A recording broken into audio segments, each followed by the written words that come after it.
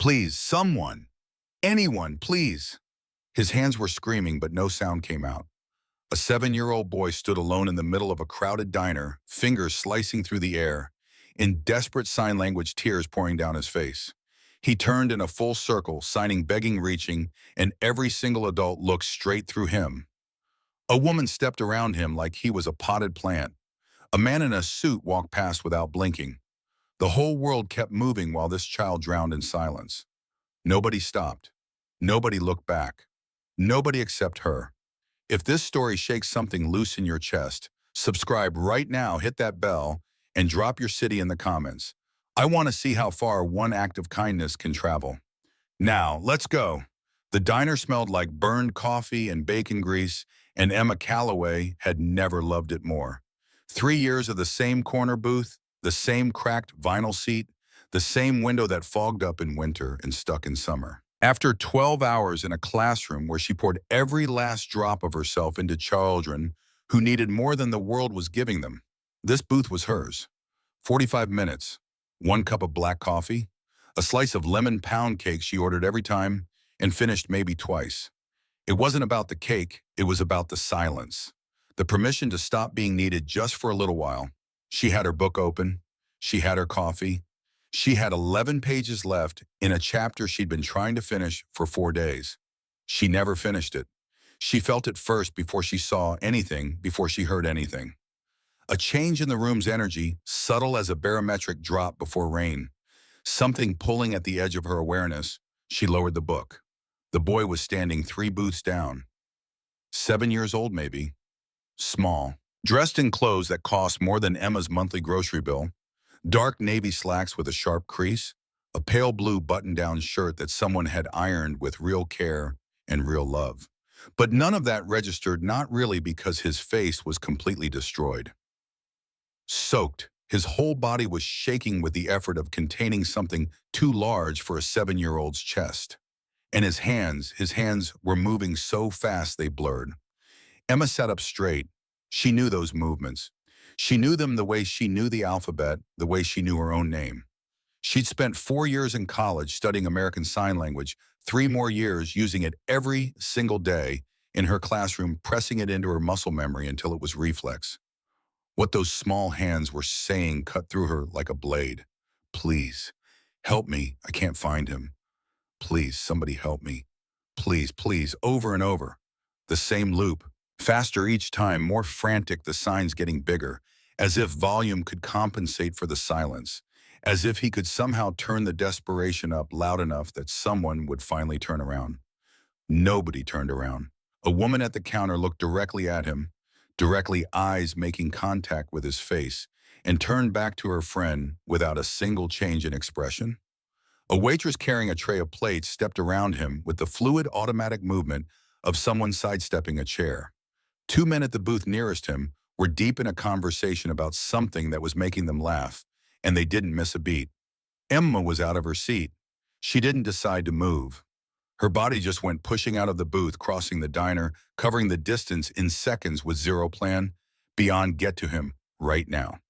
She dropped into a crouch directly in front of him, bringing herself down to his eye level, and she put her hands up and she signed, I see you. I'm here. I understand you. Tell me what's wrong. The boy stopped.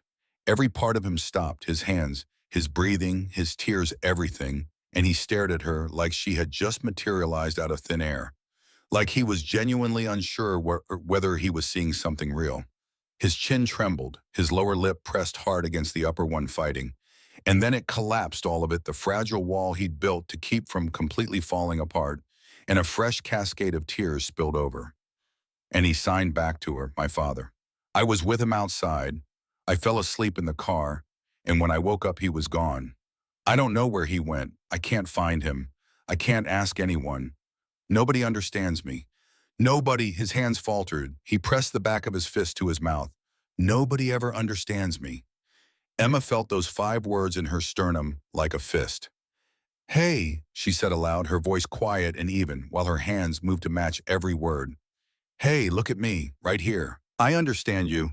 I hear every single thing you're saying, and I am not going anywhere until we find your dad. Okay. He stared at her. Okay. She signed again, softer this time. He nodded, a tiny, shaky, exhausted nod. His name was Luca. She learned that in the booth, her old booth, the one with the cracked vinyl which she'd gladly surrendered, while she flagged down the waitress and ordered orange juice and the chocolate chip pancakes she'd been privately jealous of for the last 20 minutes. If you were going to pull a drowning child back to shore, chocolate chip pancakes were not the worst thing to throw him. Luca signed with one hand while the other wiped his face, and she watched, his language really watched it, and felt a pure and uncomplicated awe. His signs were precise, expressive, layered. Whoever had taught him had done it right. The meaning didn't just travel through his hands, it moved through his whole body, his shoulders, his eyebrows, the tilt of his chin. He was articulate in a way that went bone deep. "Do you have a phone?" she signed. He shook his head. "Does your father? Do you know his number?" A nod. He signed the digits. She dialed. It rang once, twice, 3 times. 4, 5, 6. "Leave a number." That was it. No name, no greeting, just 3 words in a voice that was low and measured, and somehow even on a voicemail carried an authority that made her sit up slightly straighter without quite knowing why. She left her number and hung up. "Can you tell me your last name?" she signed, "so I can help find your dad faster." Luca paused. It was brief, barely a second, but she caught it. The slight flicker behind his eyes. The micro-hesitation of a child who had been taught at some point to be careful with that information. Even at 7, even in crisis. "Richards," he signed. She nodded and went to the hostess. "Reported a lost child," gave her description of the boy, "came back." Sat down. The pancakes had arrived, and Luca was cutting them with the focused, methodical precision of someone who found comfort in the small, controllable tasks. She recognized that. She saw it in her students sometimes. You can't control the big thing, so you control the thing in front of you. She let him eat. She didn't rush.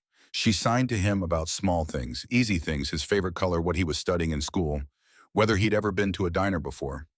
He told her his favorite color was green, the dark kind like leaves right after rain. He told her he didn't go to regular school, he had tutors. He told her he was learning chess and that he was almost better than the man who was supposed to be teaching him. He signed it with this little lift of his chin, private and pleased, and Emma felt something in her chest rearrange itself without permission. "You signed beautifully," she told him. "Your language is clear and expressive. You're very good." Luca's hands went still. He looked at her for a long moment. Something moved across his face, careful, tentative, like a door opening 1 inch to check the weather. "Nobody ever told me that he signed." The simplest sentence. The heaviest sentence. Emma kept her expression even because she could see that he needed her to be steady right now, not emotional. But she made a note of it, the kind of note you make in the part of yourself that doesn't forget things. Well, she signed, "It's true. I've worked with a lot of people. You are exceptional." He looked at his pancakes. He took another precise, careful bite, and then very quietly he smiled. Not the full smile, not yet, just the beginning of one. The kind that comes before a child decides you're safe. She was watching him when the temperature in the room dropped. There was no other way to describe it. No sound changed, no light shifted, but every cell in Emma's body registered the change at once, a collective tightening like the room took a breath and held it. She looked up from the boy. The man was standing just inside the door. Not large, not physically imposing in the obvious sense. Medium height, lean, a dark wool overcoat that moved with him like it had been fitted to him and nothing else. Dark hair close on the sides. A face that would have been handsome under almost any other circumstance, and was instead simply dangerous not because of any particular feature, but because of the stillness. The absolute unhurried predatory stillness of a man who had never once in his life needed to raise his voice to make himself understood. His eyes moved across the diner. She watched them do it. Watched the sweep, systematic and cold, row by row, corner to corner. And then they found Luca and everything stopped. For 1/2 of 1 second, the iron cracked. She saw it. A terror so complete it had burned past fear into something wordless and primal.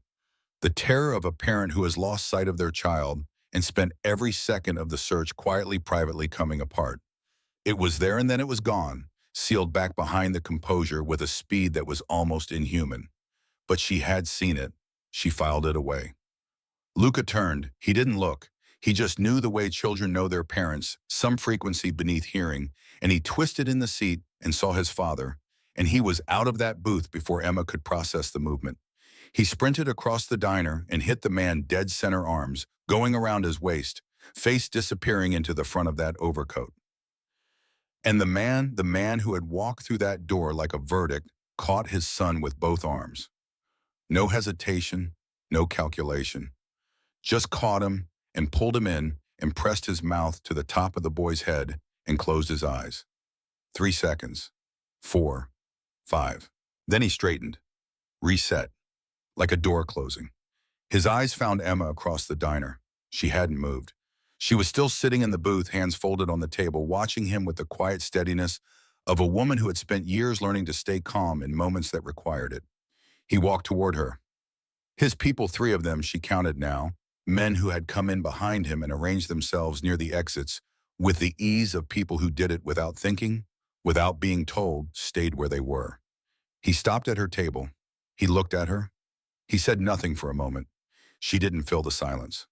Luca turned back around, still holding a fistful of his father's coat, and signed, "She understands me, Papa. She talked to me. She gave me pancakes. She's a teacher." The man's eyes moved from his son's hands to Emma's face. "You sign," he said. "I do." "You sat with him." He was alone and frightened, and nobody was paying attention to him.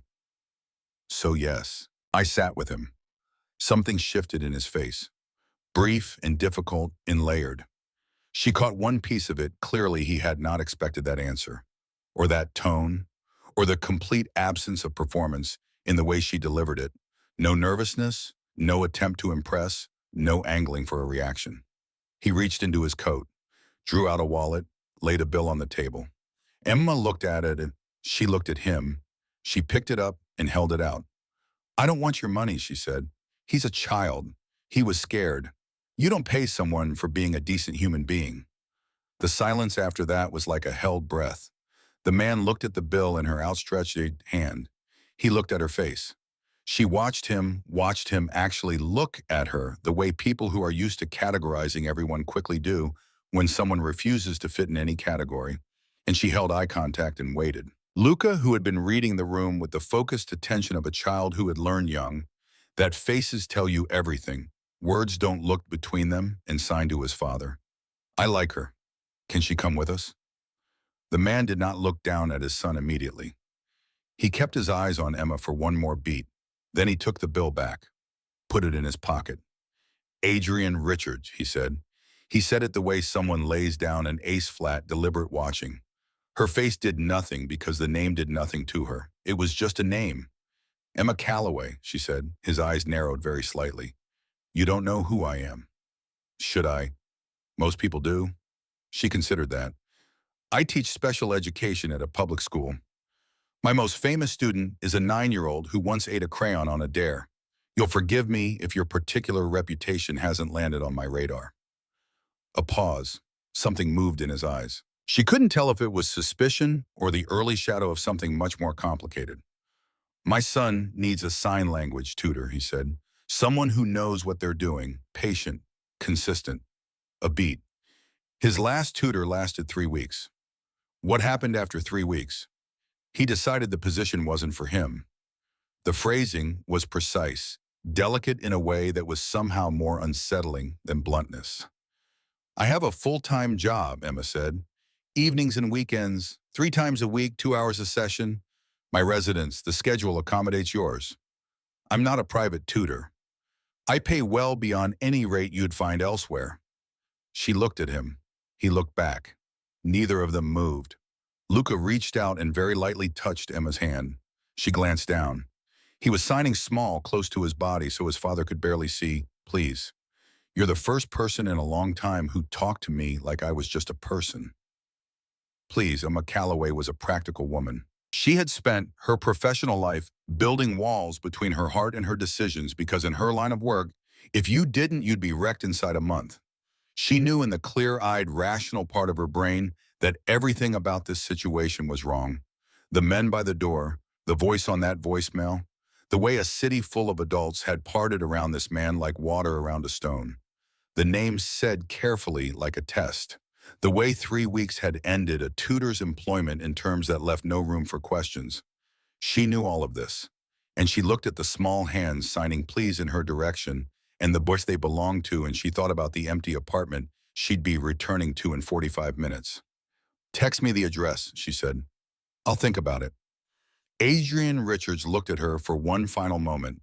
Then he nodded once, barely a degree of movement. He placed his hand briefly on the top of Luca's head, and Luca pressed into it without thinking, the reflexive gravity of a child toward his parent, and then Adrian turned and walked toward the door. His men moved before he reached it, smooth and anticipatory, and the door opened, and they were gone. The diner exhaled.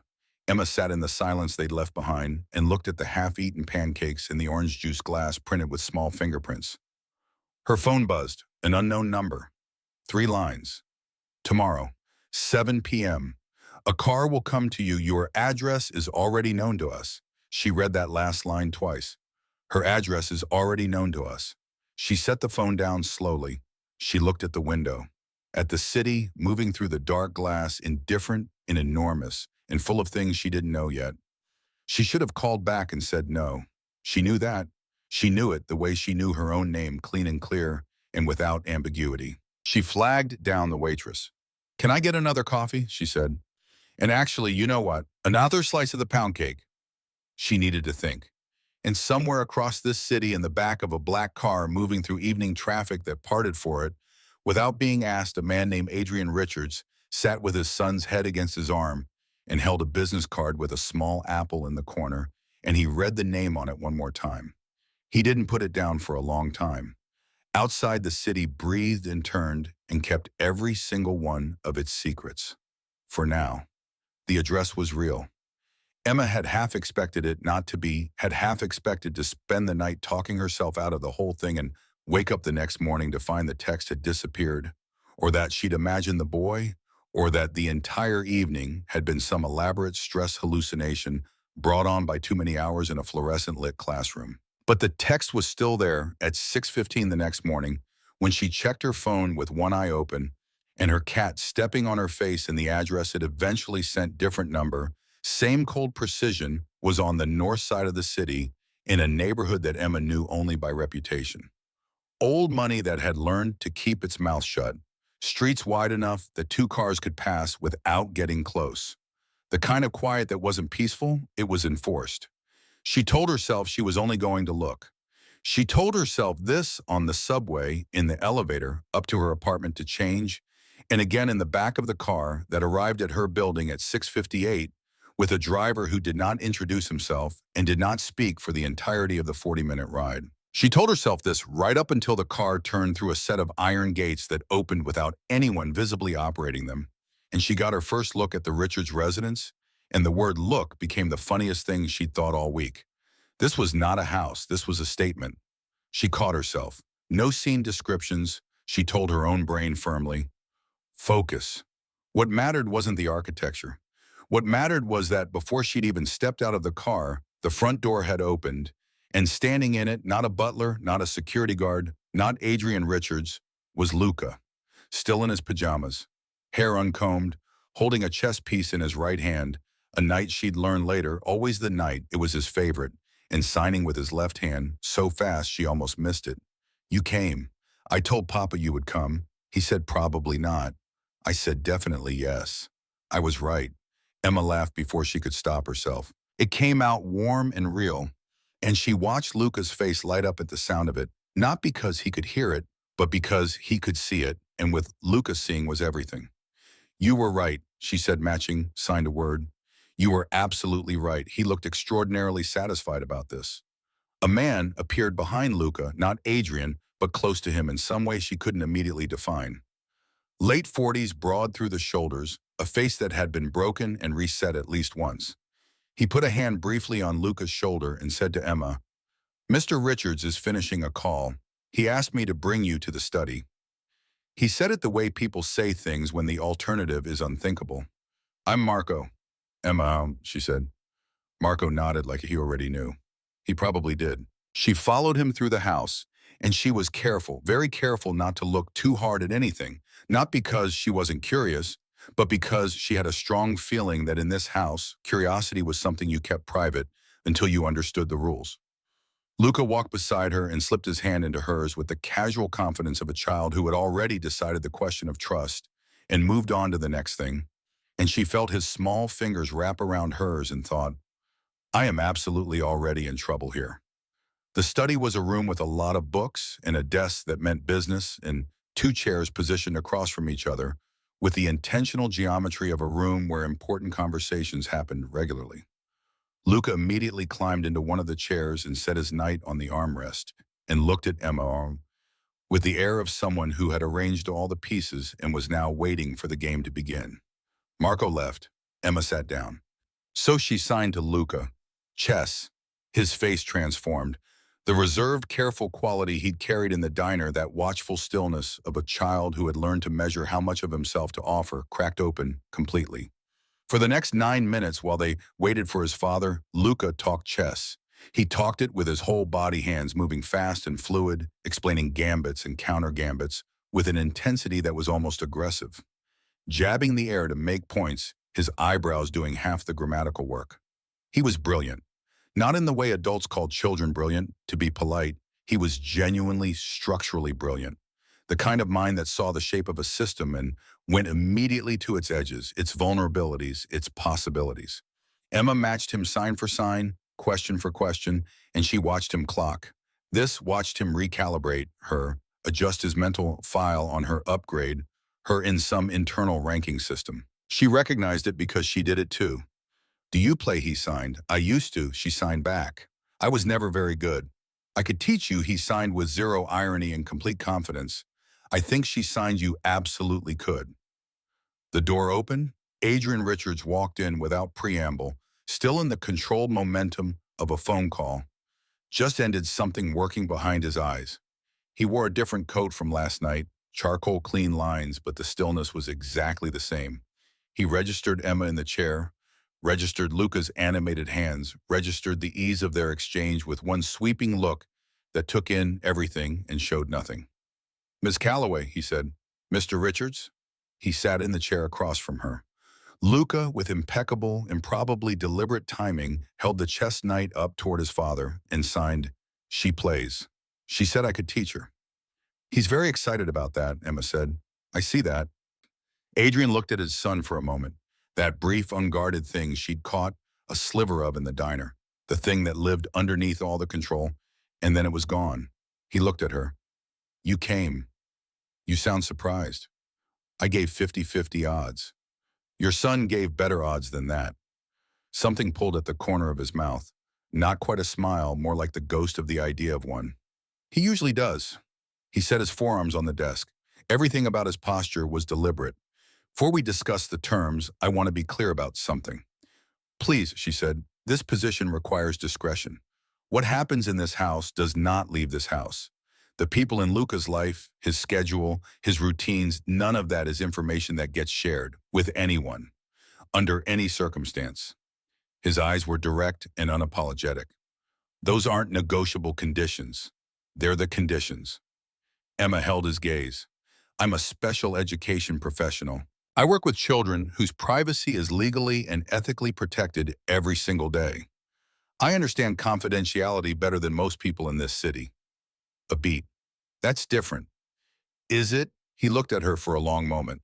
She didn't look away. Yes, he said quietly. It is. She understood in that moment that he wasn't being paranoid. He wasn't posturing. Whatever world Luca moved through, whatever world this house sat at the center of, the confidentiality he was describing was the kind that kept people alive, not just employed. She filed that understanding away in the place where she kept things she wasn't ready to look at directly yet. I understand, she said. He nodded, set out the terms 3 evenings a week, Tuesday, Thursday, Saturday, 6 to 8 p.m. Compensation that made her go briefly blank behind the eyes before she reassembled her face and she listened and asked 2 clarifying questions and agreed. Luca, who had been tracking the entire conversation through body language and the fragments of signing that Emma had occasionally included him in, looked between them and signed, Does this mean she's staying for now? Adrian said aloud. He did not sign it. Emma noticed that. She noticed that Adrian Richards communicated with his son primarily through looks, through touch, through the subtle physical language between people who had lived closely together for a long time. Not through signing. She didn't say anything. Not yet. But she noticed. She started that evening.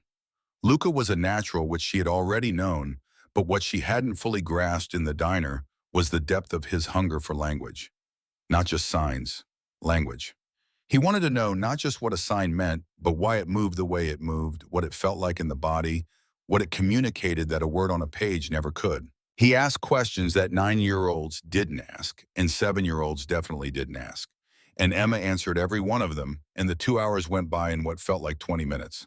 Afterward, as she was gathering her things, Luca came and stood beside her. He signed quiet and precise. My last tutor used to look at the clock. Emma paused. A lot. Every 15 minutes. He thought I didn't notice. I always notice. She looked at him. I didn't look at the clock once tonight. He considered this. Then he signed, I know. I noticed that too. He went to find his father, and Emma stood alone for a moment in the room with the books and the chess pieces and the particular quiet of a house that kept its volume very low, and she thought, this child has been failed by so many people who were supposed to be paying attention. The thought made something in her go sharp and certain in a way that was going to be very hard to walk back from. She was at the door, coat on, bag over her shoulder, when Marco appeared to walk her out, and Adrian appeared from a different quarter, and their paths intersected in the entry hall in a way that didn't feel entirely accidental. How was it? Adrian asked. He's remarkable, Emma said. You know that. Yes, a pause. He told me once that he thought people found him too much to deal with. Too complicated. Emma stopped moving. When was this? He was 6. Something in Adrian's voice shifted barely, but she caught it. A thread of something raw beneath the surface pulled tight. He said it the same way he'd say the sky was blue. Just as a fact. Emma thought about a 6-year-old absorbing the conclusion that he was too much. Thought about where that conclusion comes from. How many times a thing has to happen before a child processes it, not as an event, but as a permanent truth about themselves.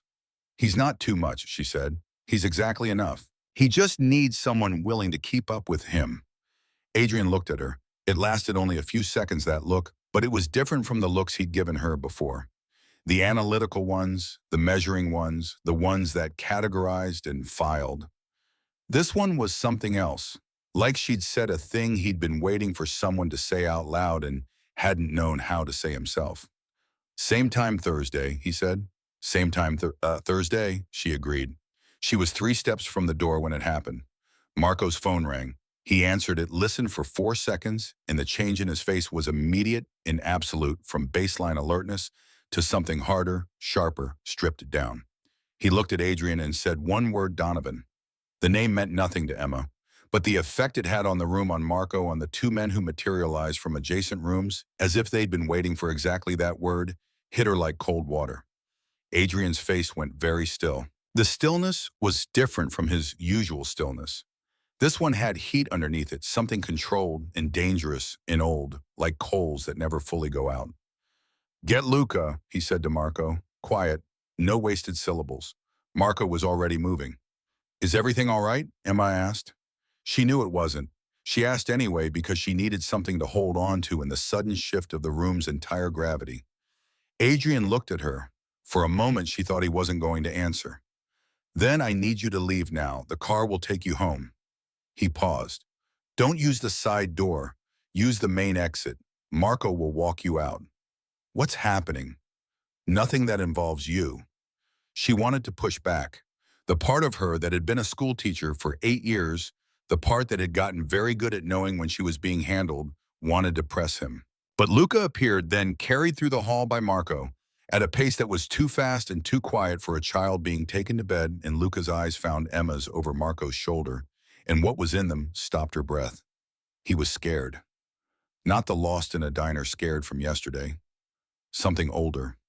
Something that had a name and a shape and a history. He'd felt this particular fear before. He signed to her over Marco's shoulder, one-handed, quick and small. It's okay. This happens sometimes. It's okay. It's okay. A 7-year-old telling her it's okay. like he was the one managing her feelings instead of the other way around. The car took her home. The driver didn't speak. She sat in the back and watched the city move past and thought about Luca's face and the word Donovan, and the way a room full of dangerous men had rearranged itself in 4 seconds around a single name. She should have gone home and made tea and let it go. She knew that. She went home. She did not let it go. She sat at her kitchen table with her laptop and she typed the name. Adrian Richards. She'd resisted doing it last night, some instinct telling her she was better off not knowing until she had to know. But she'd seen Luca's face. She had to know. The first result loaded and she read it, and then she read 3 more and she sat back in her chair and looked at the ceiling for a long time without seeing it. Adrian Richards, 41. Presumed head of the Richards organization, one of the most powerful criminal syndicates operating on the Eastern Seaboard. Linked to but never formally charged in connection with multiple federal investigations over the past decade.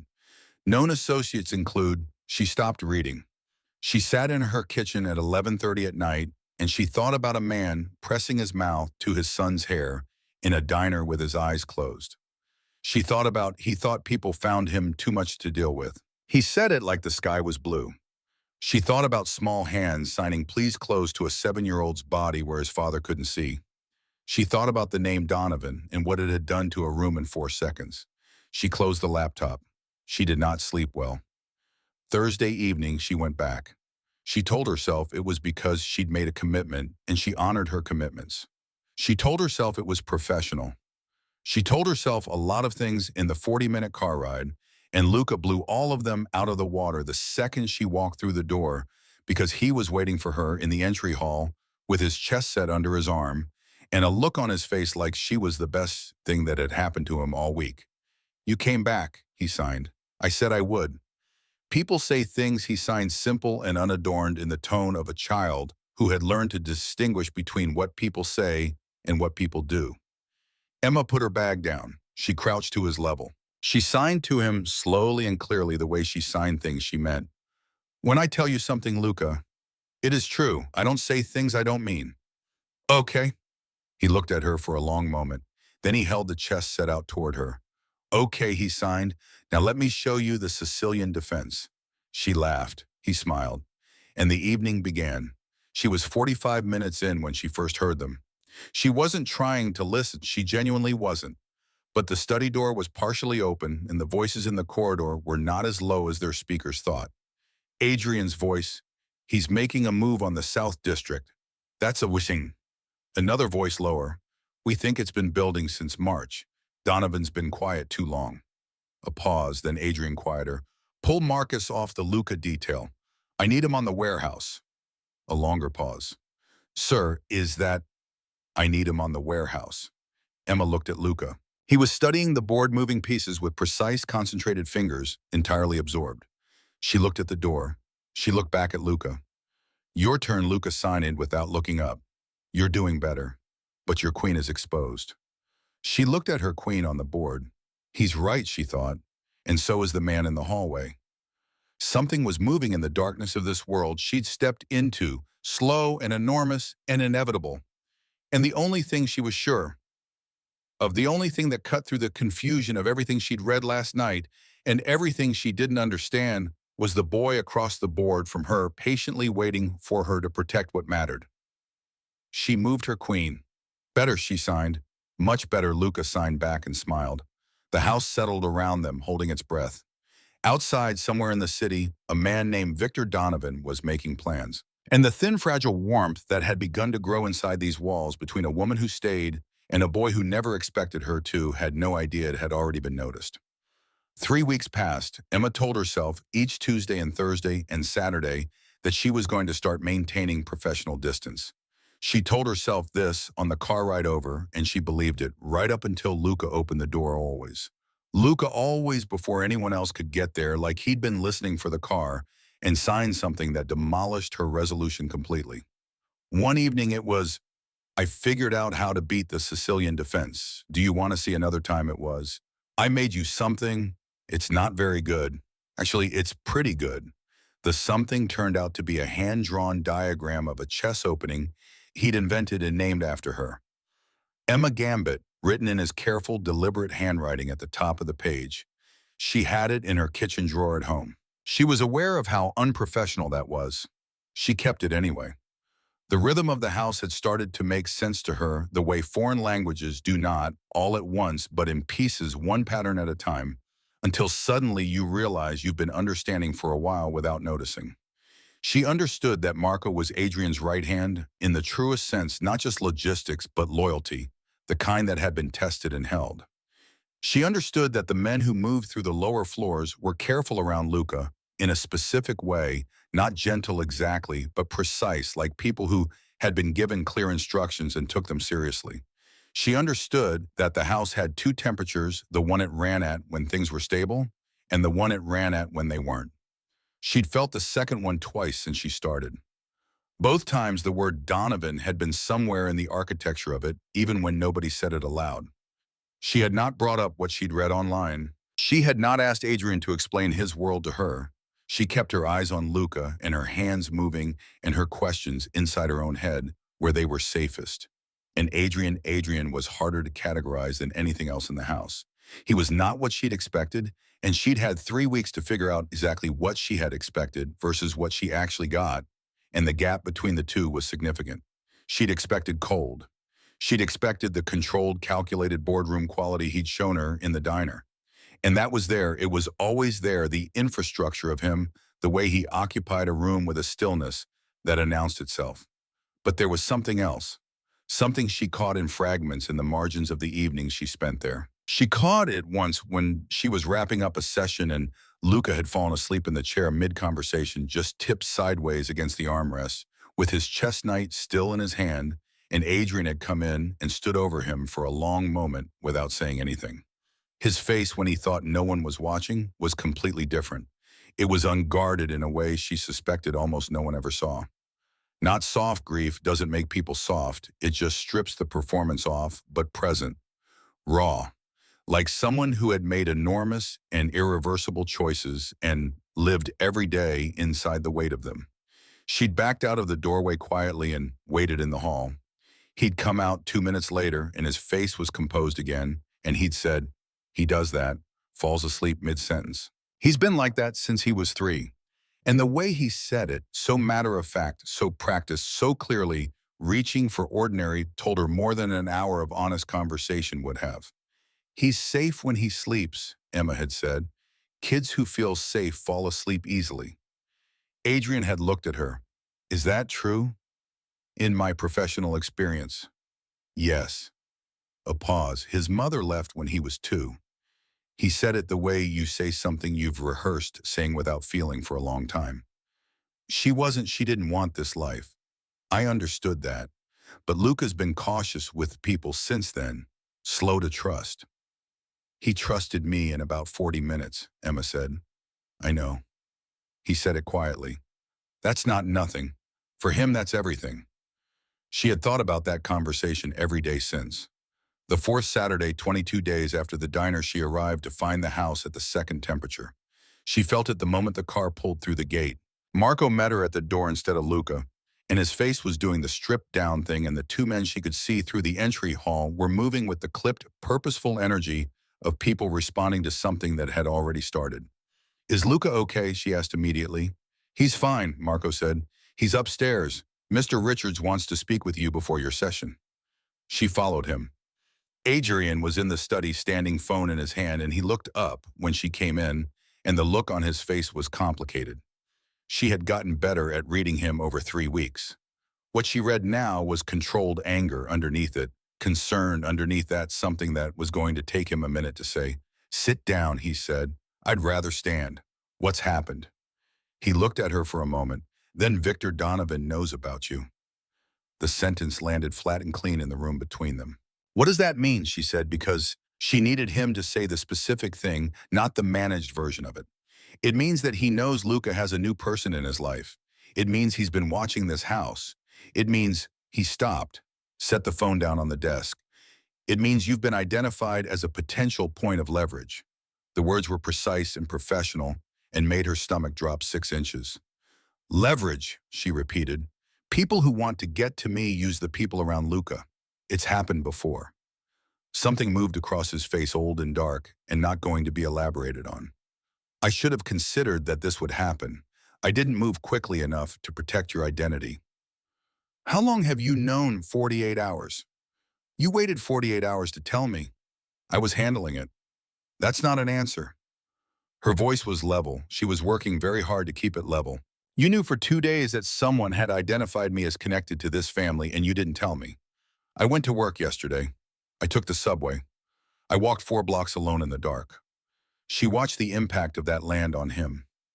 It did land, she could see it, the slight tightening around his jaw, the thing behind his eyes that had the texture of guilt, even though she doubted he called it that. I have people watching your building, and he said, without telling me. Yes. So for 2 days, I've been surveilled by your people without my knowledge, while also being potentially targeted by someone you're at war with, and you thought the right call was to handle it quietly and let me keep walking around thinking everything was normal. She paused. I need you to understand how unacceptable that is. Silence. You're right, he said.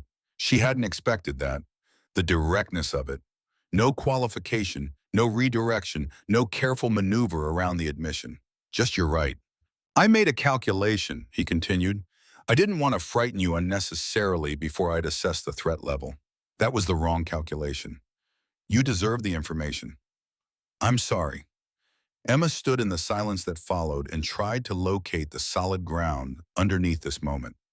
It was harder to find than it should have been because the apology was genuine. She could hear that, and the genuineness of it pulled at something in her that she'd been keeping carefully on one side of a line. What does the threat actually look like? She said. Practically, what am I dealing with? Surveillance.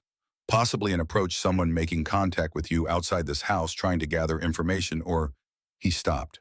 Or use me to get to Luca, she finished. Yes, she breathed through that. I don't want to stop Luca's sessions, she said. He looked at her. I'm not asking you to. I'm asking you to let me provide security. A driver you know approved by you. A check-in protocol. Nothing invasive, but you'd be watched. By people I know about this time. By people you know about, he agreed. She looked at him. He looked at her. Outside the study, the house moved around them at its second temperature, taut and watchful. There's something you are not telling me, she said, about Donovan, about why he's moving now. A long pause. That's not your concern. With respect, you just told me I'm a potential target of the man. It's absolutely my concern. He was quiet for a moment. Then, Victor Donovan has been trying to dismantle what I've built for 4 years. He's failed each time because he's come at it from the outside. He's changed strategy. He's looking for pressure points. He said it clean and flat the way he always said hard things.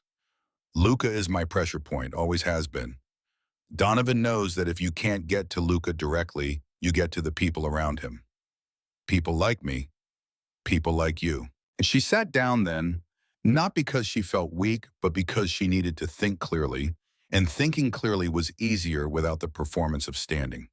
She put her hands on her knees and looked at the floor for a moment, and in that moment, she thought about the subway ride yesterday, the 4 blocks in the dark, the man she hadn't seen watching her building. She thought about Luca waiting at the front door with his chest set. She thought about people say things signed in the matter-of-fact tone of a child who had learned to measure the distance between words and actions. She looked up. I'm not leaving, she said. Something moved in Adrian's face. Emma. Don't. She kept her voice even. Don't tell me it's the smart choice to step back. I know it might be the smart choice. I'm telling you I'm not making it. She held his gaze.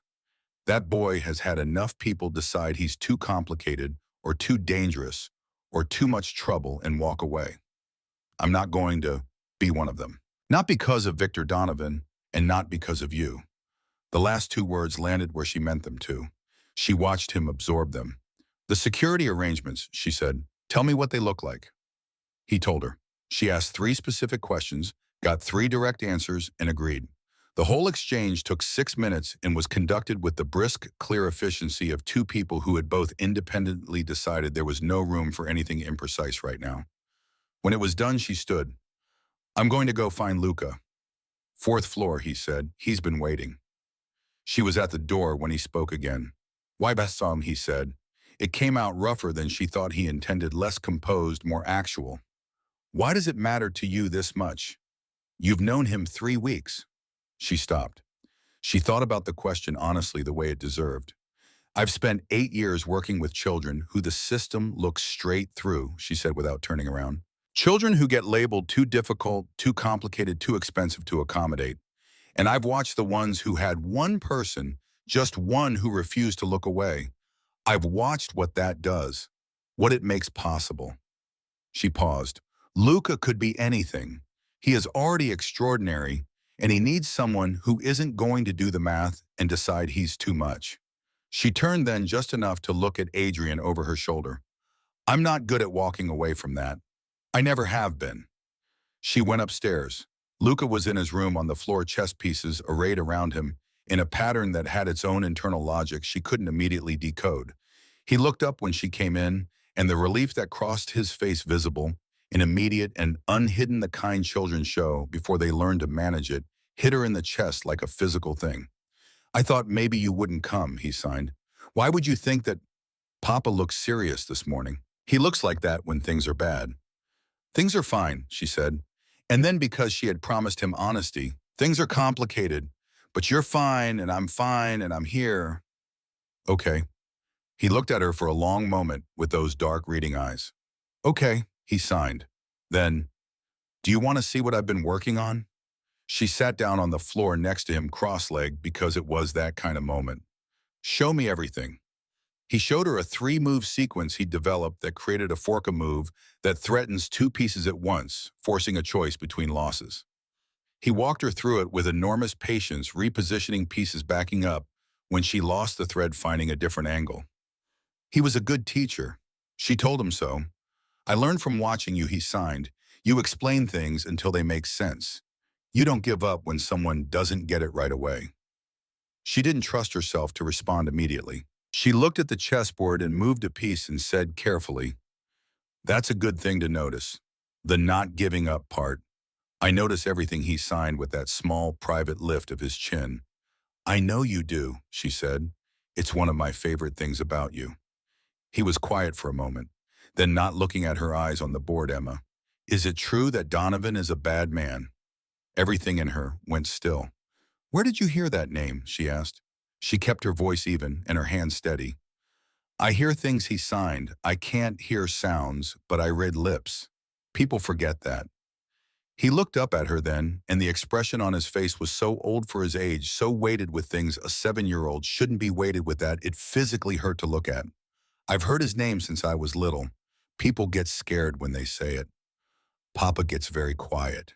Emma set her chess piece down. She looked at this boy who couldn't hear voices, but could read rooms, who couldn't hear his father's tone shift, but could read his face, who had built an entire interior world of understanding out of what he could see, because no one had given him sufficient access to what was spoken. Your father keeps you safe, she said, signing it slowly and clearly. That's his G. He's very good at it. Your job right now is chess and learning and being 7. Okay, I'm almost 8, he signed his own. Almost 8, she agreed. Even more responsibility. He almost smiled. Almost. Then, and are you scared? She thought about the honest answer. A little, she signed, but not enough to leave. He looked at her for a long moment. Then he reached out and picked up the knight, his knight, the one that always traveled with him, and he held it out to her. She took it surprised. It sat in her palm, solid and small. Knights move differently from every other piece, he signed. Everyone else goes straight. Knights jump. They go around obstacles. He paused. I think you're a knight. She closed her hand around it. I'll take that, she said. She did not give it back that evening. He didn't ask for it. It was 9:15 when she finally came downstairs to leave. The house had quieted. The second temperature had dropped a degree or two, though it was not gone. Marco was near the door. Adrian was in the hallway, and he straightened slightly when she came down the way he always did, and she was very deliberately not thinking about the fact that she'd started to notice it. How was he? Adrian asked. Good. Remarkable, actually. She paused. He lip reads, Adrian. He reads lips. He hears everything said in this house in rooms where people think he can't hear. She watched that register on his face. He knows Donovan's name. He's known it for a while. He's been carrying that alone. She watched something go through Adrian Richards that she had not seen before, not the controlled anger from this morning, not the grief from the doorway 3 weeks ago. Something that cracked the surface more completely, a guilt so sharp it changed the shape of his face for a full 3 seconds before he pulled it back. I didn't know, he said. I know you didn't. Now you do. She picked up her bag. The driver was waiting. Emma. His voice stopped her at the door. She turned. He looked like a man who had run out of the particular armor that fit this moment and had to stand there without it. Thank you for tonight, for all of it. She looked at him. Teach him to sign, she said. What, just understand it? Do it. He needs to be able to talk to you that way. Fully. Both directions. She paused. You speak his language halfway. He needs you to go all the way. She left him standing in the hallway with that. In the car, she opened her hand. The night was still there. She hadn't meant to bring it. She looked at it in the dark of the car, turning it in her fingers, and thought about a boy who moved differently from everyone else and had decided she did too. She was almost home when her phone buzzed. Unknown number, different from Adrian's. She didn't recognize it. She opened the message. You should be careful, Miss Calloway. The Richards family is a beautiful trap, and you're already inside it. She stared at the screen for a long time. The car pulled up to her building. She got out. She stood on the sidewalk in the dark and looked up at her building, and then looked behind her, slowly at the street. Somewhere behind her, she couldn't see who couldn't see where someone was watching. She went inside. She locked the door.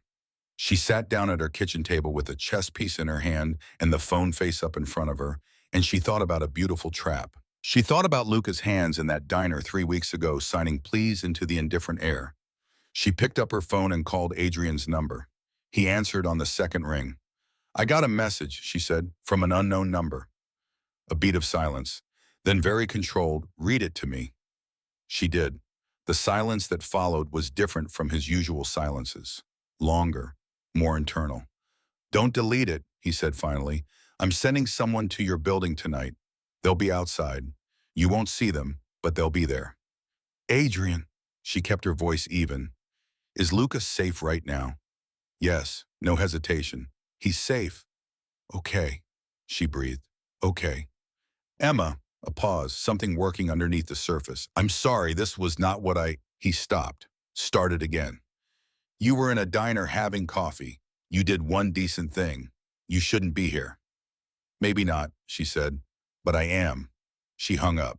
She sat in the quiet of her apartment and listened to the city outside, which was exactly the same as it always was, and also completely different. She opened her hand. The night looked back at her. Everyone else goes straight. Knights jump. Victor Donovan had just made his opening move. He'd aimed it directly at her. And somewhere across the city, Adrian Richards, a man who had spent years being afraid of exactly nothing, was afraid. Not for himself, for her. That was the thing she couldn't unknow. That was the thing that changed the shape of everything going forward. She got up. She put the knight on her windowsill where she could see it from her bed. She turned off the kitchen light. Tomorrow she would figure out what came next. Tonight she needed to breathe. Outside, the city moved and breathed, and the trap, if that's what it was, held its beautiful, dangerous shape around all of them. She didn't hear from Adrian for 2 days. No text, no call, no update on the unknown number or what had been done about it. The car came Tuesday evening at the usual time, same driver she'd approved, and she got in it because she had made a decision and she was going to live inside that decision without flinching. But the silence from Adrian sat in the back of her mind the entire ride over, uncomfortable and specific, the silence of someone who was either handling something too large to narrate or pulling back in a way she didn't have language for yet. Luca answered the door. He always answered the door. He took one look at her face and signed, "You're doing the thing where you're fine, but you're not fine."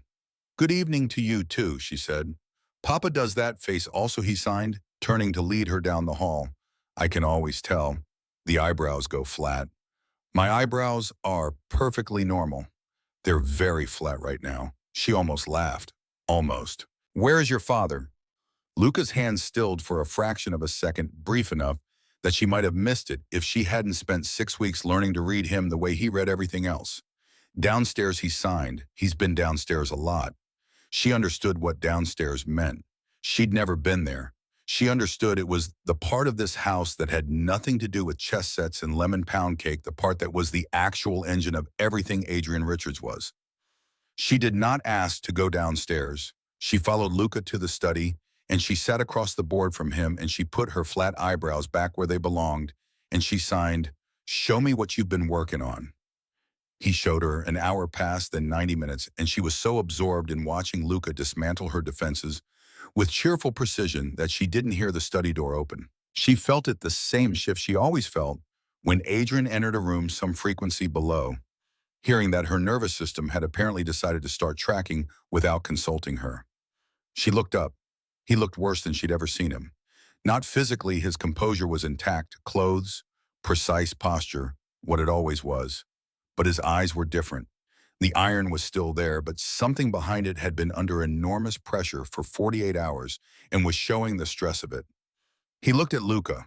Something moved between them, father and son. No signs, no words, just the particular silent conversation of two people who had lived close enough to each other that communication had gone past language into something more fundamental. Luca collected his chess pieces with careful hands, kissed his father once on the cheek, quick matter of fact, the unself-conscious affection of a child who had not yet learned to perform love differently than he felt it, and went upstairs without being asked. Adrian sat down. He didn't speak immediately. He looked at the chessboard, the pieces Luca had left mid-game, and Emma waited because she had learned that waiting was the right response with him, that he needed the architecture of a moment to be stable before he'd put weight on it. "Donovan took someone," he said, "one of my people. The message to you, that was the announcement. That was him telling me he'd shifted tactics." His jaw tightened. "He's not coming at infrastructure this time. He's coming at the people." Emma kept her voice steady. "Is the person okay?" "Alive. Recovering." A pause. It was a message, not an execution. "He wants me to know what he can reach." "He wanted you to know he could reach me." "Yes." She sat with that. She thought about the text on her phone, a beautiful trap, and the watcher she hadn't seen on the street, and the night on her windowsill that she'd touched before she left tonight, without thinking about why. "What are you going to do?" she asked. "What I always do." He said it without satisfaction. "Just fact. But it's going to take time, and in the meantime, the exposure risk for you is—" He stopped, started again more carefully. "I think you should stay here, in the house, until this is resolved." The room went very quiet. "You want me to move in," Emma said. "Temporarily, a week, maybe two. Your apartment isn't secure, and I can't put enough people on it without making your neighbors ask questions." He was looking at the chessboard, not at her. "I know what I'm asking. I know it's, when did you decide this? Yesterday?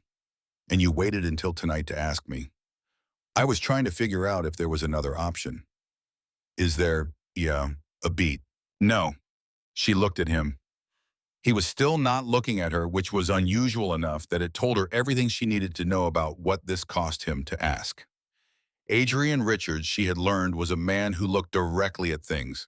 When he didn't, it was because the thing was too close to something he couldn't afford to be direct about. "Luca would like that," she said carefully. "Having me here." "Yes," he said, "he would." Another pause. "So would I." The two words landed in the room between them and stayed there. He said it the way he said the hard things, clean, no elaboration, precisely as much as was true, and not one syllable more. She felt her chest do something that she made a firm decision to examine later when she was alone. "I'll need to go back to my apartment to get some things," she said. He looked up then. "Marco will go with you. Tomorrow morning, I have a full day at the school. The car will take you." "Adrian." She waited until he was fully looking at her. "I have a life, I have a bum and students and a cat. I can't just disappear into this house indefinitely while you fight a war I'm not part of." "You're already part of it. That's the problem." She knew he was right. She also knew that she needed to say it aloud, needed him to hear that she was still a person with a complete life outside these walls, because the alternative was an erasure so gradual she might not notice until it was finished. "2 weeks," she said, "and I keep going to work. Non-negotiable. The driver takes you and brings you back every day." "Fine. And you don't go anywhere alone. Not until this is over." She looked at him. "Agreed." Something in him settled a tightness she hadn't realized he was carrying, releasing by a fraction. He looked back at the board, moved a piece with his forefinger absently to the center. He has your bishop, he said. He always has my bishop, Emma said. He takes it in the third move every time and I keep not seeing it coming. He does it to me, too. A pause, something warmer in his voice.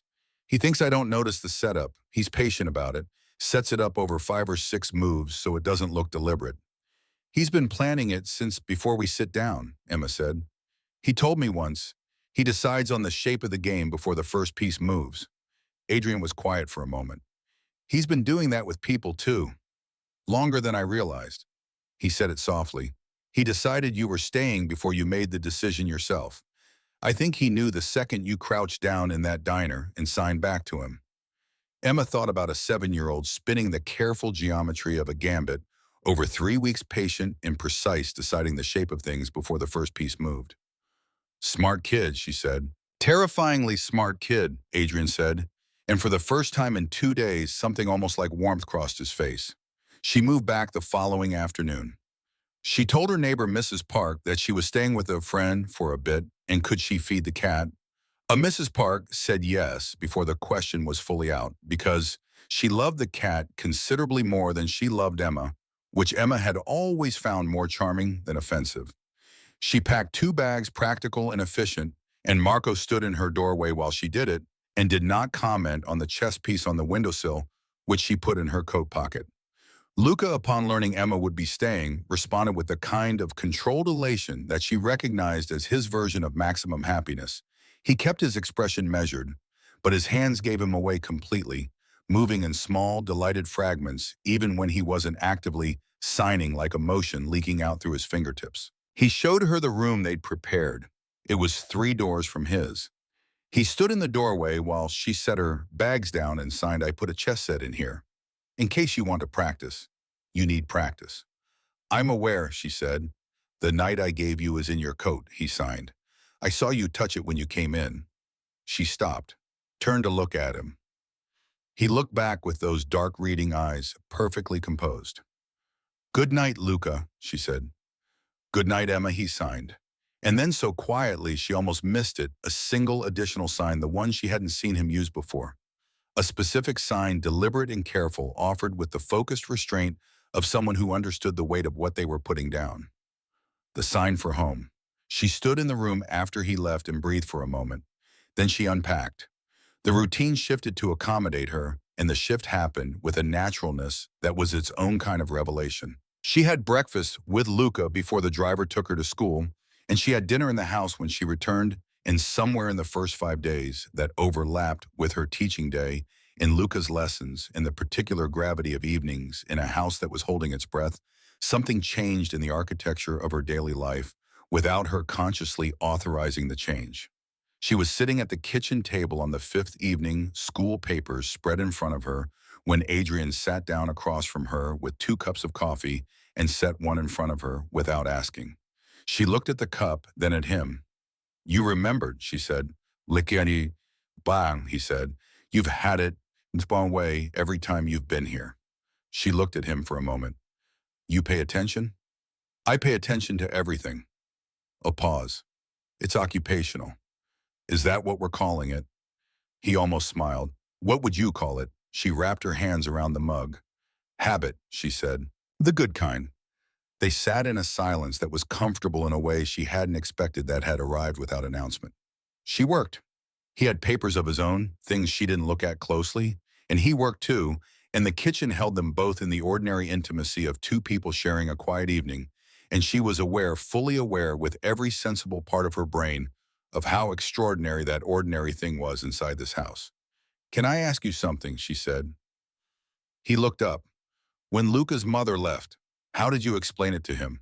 He was 2, he couldn't have understood. But kids understand more than we give them credit for. Adrian set down his pen. He was quiet for a long moment, and she could see him deciding how much of the truth to give her. She waited. I didn't explain it well, he said finally. I wasn't in a place to explain it well. I told him she had to go away, that it wasn't about him. He was 2.5, and I'm not sure he took anything from that except that the person was gone. He paused. He asked about her once when he was 5. He signed it very clearly. He said, did she leave because she couldn't understand me? Because I was already deaf, and she'd struggled with it. He'd seen her frustration. Emma felt that travel through her slowly like cold water. What did you tell him? I told him no. I told him she left because of my world, not because of him, and that was true. But I don't know how much a 5-year-old processes the distinction. He picked up his pen, set it down again. He didn't ask again. Because he decided he had his answer, Emma said quietly. Kids stop asking when they think they've gotten the truth, even if the truth they've constructed isn't the actual one. Adrian looked at her. What do you mean? I mean, he may have heard your answer and still held on to the other one. The one that says, I was too difficult. I was too much. She didn't want to deal with me. She kept her voice careful and even. That's the conclusion I'd be worried about. Not what he asked, what he stopped asking. The silence after that was longer than the others. I need to talk to him, Adrian said. It wasn't a question. Something had just rearranged itself in him visibly, the way furniture moves in a room when you finally understand the shape of the space. Yes, Emma said. And if you want, I can be there if it would help to have someone who can sign everything, clearly make sure nothing gets lost. He looked at her across the kitchen table with the coffee between them and the late evening quiet of the house around them, and his expression was not the one he showed the world. It was the one she'd caught fragments of over 6 weeks, the one that lived underneath the structure of him. It was tired and grateful and more human than anything else she'd seen from him. Yeah, he said, I'd like that. Happened 2 nights later. Luca sat between them in the study, chestnut in hand, and Adrian talked, haltingly at first, the way people talk when they're telling a truth they've been holding in a shape that doesn't fit anymore. And Emma signed every word, not translated, carried. She carried his words with her hands into the language Luca lived in, and she watched Luca's face as his father's voice came through in a form he could receive completely, maybe for the first time, about something that mattered this much. She left because of the life I chose, Adrian said, and Emma signed it. That life frightened her. It was too much danger, too much uncertainty. That is about me. That is my choice and my consequence. It has nothing to do with you. You are the best thing I have ever done. You are the only thing I have ever done that I am completely sure of. Luca looked at his father while Emma's hands carried the words. His face was very still. His chin was doing the small tremor he suppressed when he was fighting something large. Did she ever learn to sign, he asked. Adrian looked at Emma. She signed the question to him quietly. He absorbed that for a moment. No, he said. She tried at the beginning, but no. Luca was quiet. Then he signed, you learned. You've been learning. I see you practicing when you think I'm not watching. Emma glanced at Adrian. He looked at his son, and something passed over his face that had no name she could put to it, and he signed back, imperfect, careful, the signing of someone who was still learning, but had been learning with intention. I should have started the day you were born. I'm sorry it took me this long. Luca stared at his father's hands, at the signs, his father's hands making his language. And then the chin stopped fighting and lost. He was across the room and into Adrian's arms before either of them saw him move. And Adrian caught him the same way he had in the diner, both arms complete, no hesitation, and held him. And Emma looked at the chessboard and gave them the moment the way you give people a room when they need it. She heard Adrian's voice very low. Not for her. She looked at the board. She did not look up for a long time. When Luca finally pulled back, his eyes were red, but his face was the clearest she had ever seen it. The weight she'd been trying to name for 6 weeks, the particular heaviness of a child carrying a wrong conclusion about himself, was lighter. Not gone, but lighter. He looked at Emma. He signed small and quiet, thank you. She shook her head. That was your father, she signed. I just carried the words. I know he signed, but you knew they needed to be carried. She went to bed that night in the room 3 doors from his, and she lay in the dark for a long time, listening to the house and thinking about carrying and what it cost and what it made possible. Her phone lit up at 2:17 in the morning. Marco's number. She answered before the second ring. Ms. Calloway. His voice was the stripped-down version. Get dressed. Don't turn the lights on. I'm outside your door in 30 seconds. She was out of bed before he finished the sentence. What's happening? Luca's not in his room, saying, The floor dropped out from under the world. What? We did the midnight check. He's not there. His window, a pause loaded and terrible. His window is open. She was at the door in 15 seconds, dressed in what she'd been wearing 4 hours ago, heart going at a frequency she'd never felt before, and Marco was there. And behind him, the house was alive with movement and controlled panic. And at the end of the corridor, Adrian Richards was standing very still, with his phone to his ear and his face showing something she had never seen on it before and hoped to never see again. Pure unmediated terror. No iron, no composure, nothing between him and the thing. He looked at her. He's gone, he said. Donovan has him. She crossed the corridor in 4 steps and stood in front of him and looked directly at his face. Then we go get him, she said. Right now, tell me what to do. He looked at her for 1 second, where everything he was and everything he'd built and everything he'd lost collided in his face all at once, and then he nodded. Stay close to Marco, he said. Don't leave his side. Not for anything. I won't. He turned. His phone was already at his ear. His voice when he spoke into it was the coldest she had ever heard from a human being. All the grief and terror that had been on his face 30 seconds ago had gone somewhere internal, compressed into fuel. And what came out of him now was the thing underneath the thing that had built an empire that had survived 4 years of Victor Donovan, that had calculated and protected and endured. Find out where he is, he said into the phone. You have 20 minutes. Emma stood in the hallway of a house she'd moved into 6 days ago because a 7-year-old had signed please close to his body where no one could see, and she understood with total clarity that every decision she'd made since that diner, every step she'd taken further into this world had been leading here. She thought about the knight in her coat pocket. Everyone else goes straight. Knights jump. She was not leaving. She was not standing in a hallway while Luca was somewhere in this city frightened and silent and alone in the dark. She looked at Marco. What do you need me to do? Marco looked at her for a moment with the eyes of someone reassessing a person at speed. Then he said, come with me and keep up. She kept up. 20 minutes. Adrian had given his people 20 minutes to find Luca.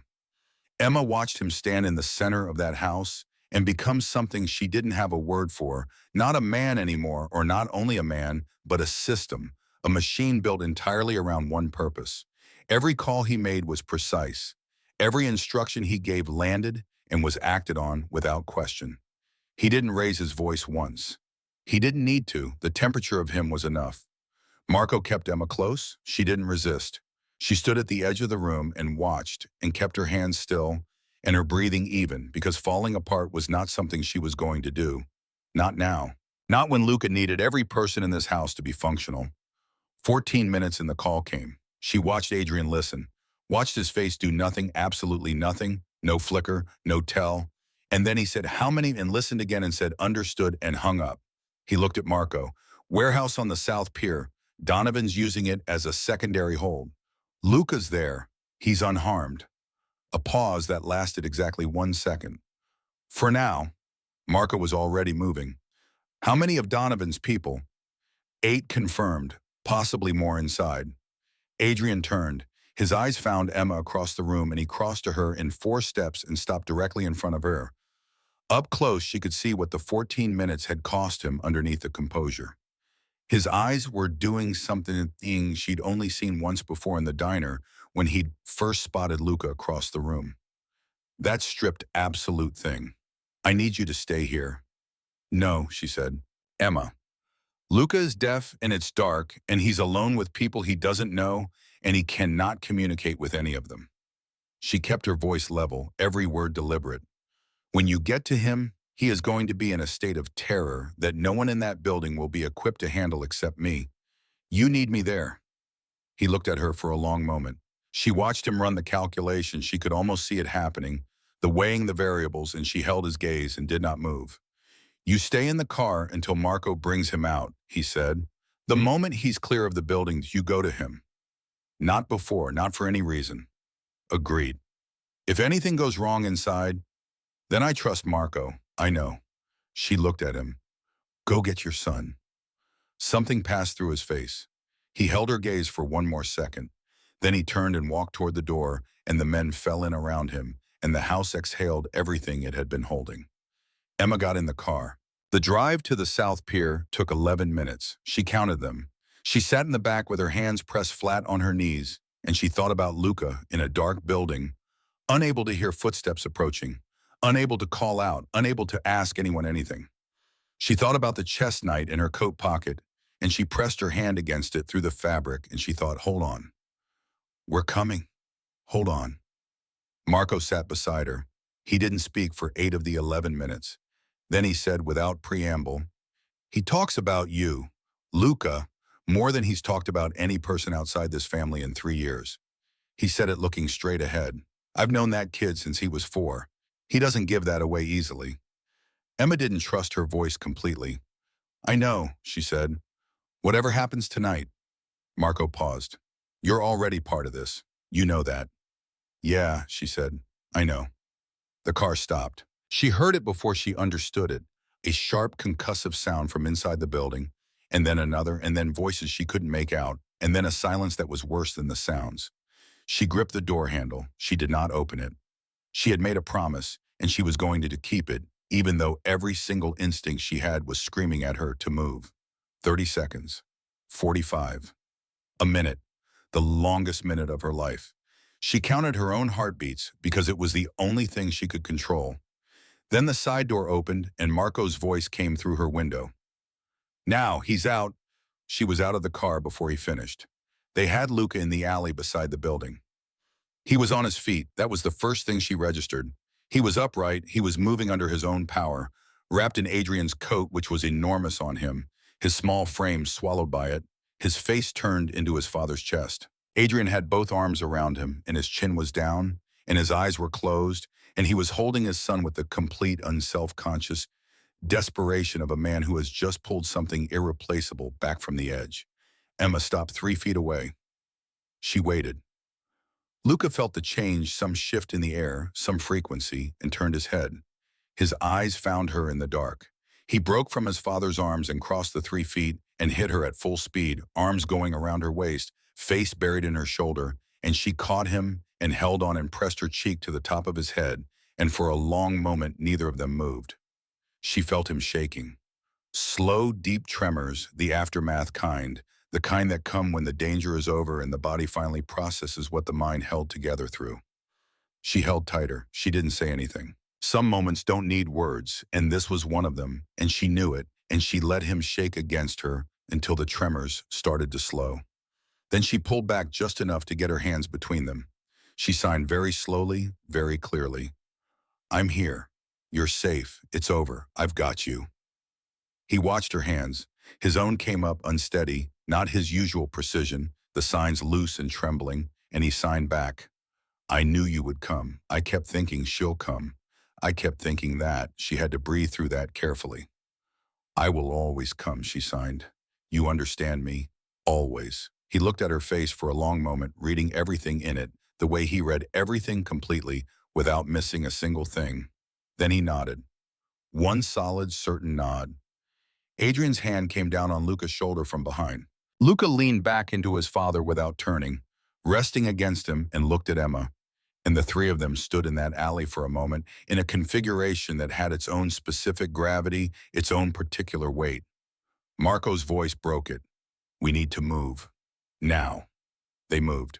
In the car, Luca sat between Adrian and Emma, still wrapped in the coat, and fell asleep within 4 minutes with his head on Emma's arm. The deep, immediate sleep of a child whose body has finally been given permission to stop. His breathing evened out and his hands went still, and his face in sleep was entirely unguarded and very young and so beautiful she had to look away. She looked at Adrian instead. He was looking at his son. His hand rested on Luca's knee, just resting there, light, the unconscious touch of a parent reassuring themselves through contact that the child is real and present and whole. His face in the dark of the car was the unguarded one, the one she'd learned to recognize. He looked up and met her eyes. Thank you, he said. It came out rough, not polished, not managed. Don't thank me, she said quietly. Emma, I was exactly where I needed to be. That's not something you thank someone for. She paused.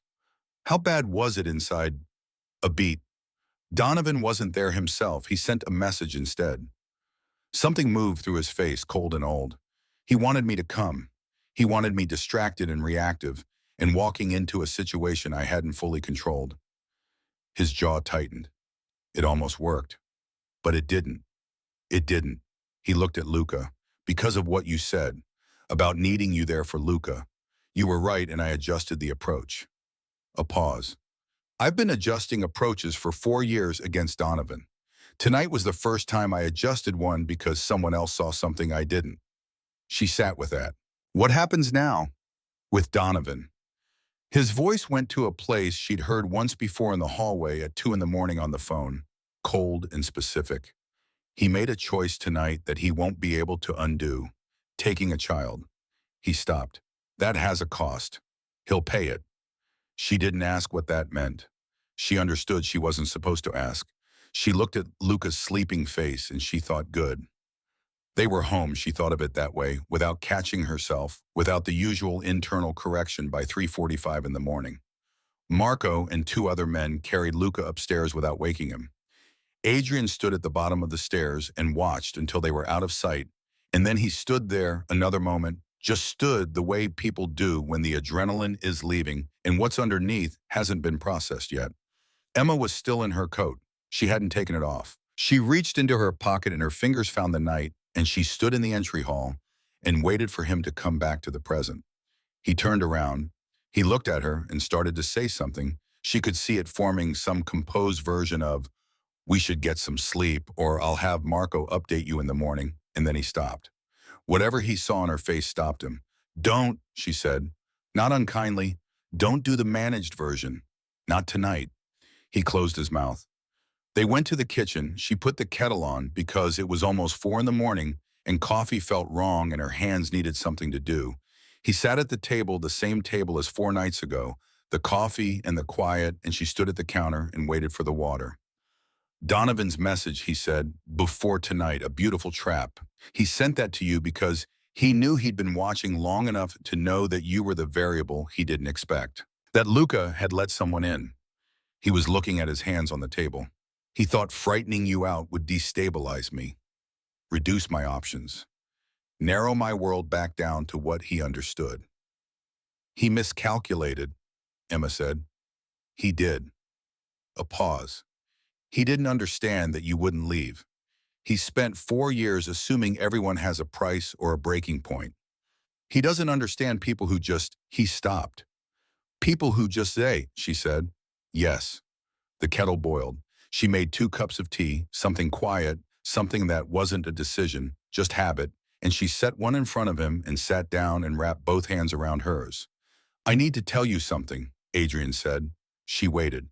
"When I walked into that diner 6 weeks ago, and I saw you sitting in that booth with my son, who was eating pancakes and signing with both hands, and looking at you like you'd invented the alphabet." He stopped, started again. "I ran you. Background check, full profile within an hour of leaving. I know that's—" "I assumed," she said. He looked up. "You did. You put my address in a text message the same night we met." "Yes, Adrian, I assumed." Something crossed his face that was almost sheepish. "The check came back clean. Obviously. School teacher, public record, no complications." He paused. "But there was one thing." She raised an eyebrow. "An interview you gave for a local education journal 3 years ago about why you went into special education." He looked at her steadily. "You said these children are not broken. They are not less. They are communicating in a language the world hasn't learned yet, and I decided to learn it. You said that." Emma was very still. "I read it," he said, "and I thought this is the person." He said it plainly. No ornamentation, just a fact. "I didn't know what I meant by had exactly. I didn't examine it too closely, but that was the thought. This is the person." She looked at him across the table, at the man who ran empires and felt terror and pressed his mouth to his son's hair in public spaces, and was sitting in his kitchen at 4 in the morning telling her the truth with no architecture around it. "You should have led with that instead of the money," she said. He looked startled for a fraction of a second. Then he laughed, a real one, short and unpracticed, the laugh of a person who doesn't do it often enough. It changed his whole face. She stored that away. Probably, he said, definitely. He looked at her. She looked at him. The kitchen held them in its quiet, and neither of them moved, and she thought, here it is. This is the moment. The one that had been building across 6 weeks in a diner and chess games and late evenings, in a boy who planned his gambits before the first piece moved. Emma. He said her name like it was a full sentence. I know, she said, because she did. She had known for a while. She'd just been deciding whether knowing was enough to act on. She thought about Luca on her arm in the car, the deep, immediate trust of a child falling asleep against a person because the body knows, before the mind does, who is safe. I'm not going anywhere, she said. I need you to understand that first. Whatever else we figure out, that's the foundation.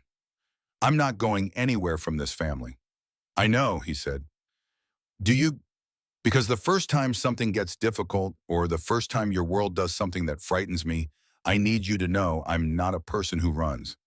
I'm the person who stayed in the study and kept teaching while your men rearranged themselves in the hallway and Donovan was making moves I didn't understand yet. I know what kind of person you are, he said. I've known for a while. Then say what you're trying to say, she said quietly. He looked at her. He had faced, she suspected, a remarkable number of frightening things in his life and done it without flinching. He looked like it cost him something to say this particular true thing. That made her trust it more, not less. I don't want you here because Luca needs you, he said. I want you here because this house is different with you in it. I am different with you in it. And I don't know how to want something this quietly and this much and it not come out wrong, so I'm just going to say it plainly. He held her gaze. Stay, not as his tutor, not under my protection. As stay because you want to. Because this could be something real. Because I think it already is. The kitchen was very quiet. Emma set down her tea. She reached into her coat pocket and set the chess knight on the table between them. He looked at it. Luca gave that to me, she said. He said I move like a knight. I go around obstacles. She looked at the piece. The thing about knights is they're unpredictable, hard to plan against. The other player is always slightly off balance because the knight doesn't follow the expected rules. She looked up at him. I've spent 6 weeks being a variable you didn't expect. I'd like to keep doing that. He looked at the knight, then at her. Is that a yes? That's a yes, Adrian. He reached out and moved the knight one space, the L-shaped, sideways over the top of everything move.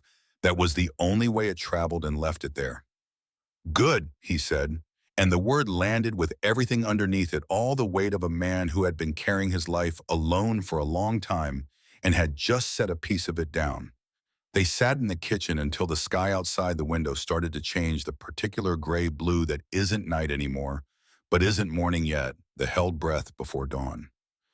They talked, not about Donovan, not about logistics, not about what came next in terms of danger or strategy. They talked the way people talk when they've decided to stop being careful with each other. She told him about her mother, who had called special education a waste of Emma's gifts and had come to the school twice since then and cried in the parking lot. He told her about the year Luca was born, the terror of it, the specific terror of a man who has spent his life in a world of controlled risks, suddenly holding something completely uncontrollable and utterly irreplaceable. He told her that the night Luca was diagnosed as deaf, he had sat in a hospital chair and felt more alone than he had in his entire adult life. Not because of the diagnosis, he'd understood quickly that Luca was complete, that nothing was missing, that the world would need to adjust to his son and not the other way around. But because there was no one to sit in that chair with him. There should have been someone in that chair, Emma said. Yes, he said, there should have been.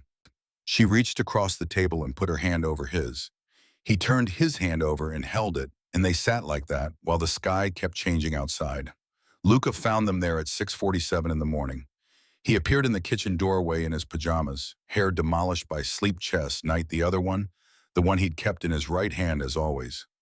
He looked at his father. He looked at Emma. He looked at their hands on the table. His face did something extraordinary. Not surprise, Not even happiness exactly. It was more like recognition, the expression of someone seeing a thing arrive that they knew was coming, that they had in fact been carefully, patiently over the course of many weeks constructing the conditions for. He looked at Emma with those dark reading eyes. I told you he signed. I said definitely yes. I was right again.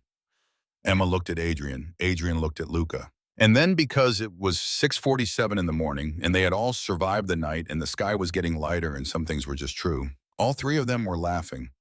Luca's was silent and full-bodied, the kind that shook his shoulders and crinkled his whole face, and it was the best thing Emma had ever seen.